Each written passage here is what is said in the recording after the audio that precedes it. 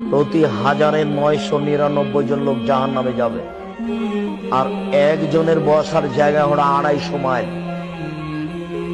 একজন জাহান্নামীর গায়ের চামড়া হবে 42 হাত মোটা।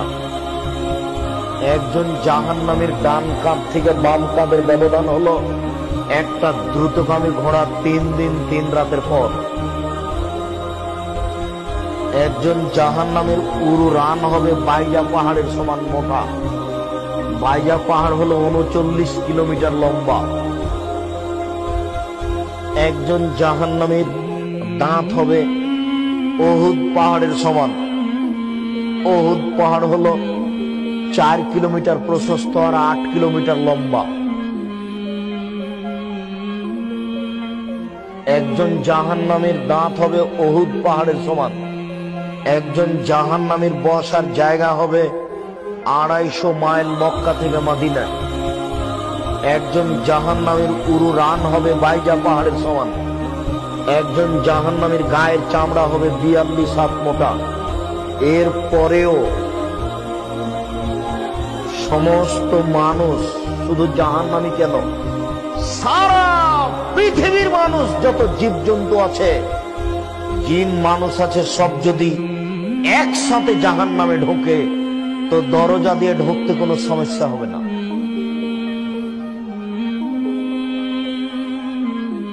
আর জাহান্নাম বলতে শুধু নারী আর নারী, জাহান্নাম বলতে শুধু নারী আর নারী, জাহান্নাম বলতে শুধু নারী আর নারী, কিছু পুরুষ 2-1 জন।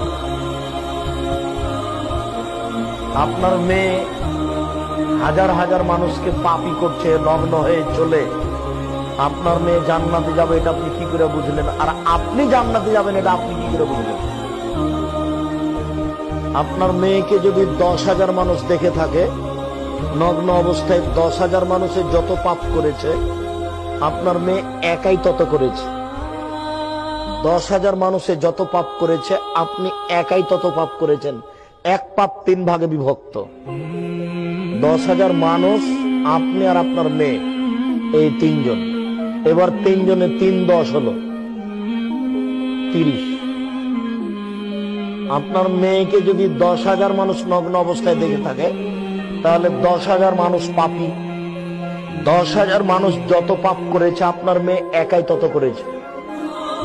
আপনার মেয়ে একাই যত করেছে আপনি একাই তত করেছেন। কেন? জন্ম দিয়েছেন আপনি, আমি দিনি।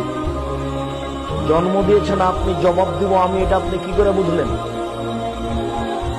যে এখনো আপনার মেয়ে ওই ঘরে বসে আছে মাথায় কাপড় না দিয়ে, জবাব আমি দিব। ওকে হিন্দুর মেয়ে, ওকে ইহুদির মেয়ে, শরম হয় না, লজ্জা হয় না? বিবাহ করেছেন কেন? আপনি মুসলিম নন, খারাপ লাগে না?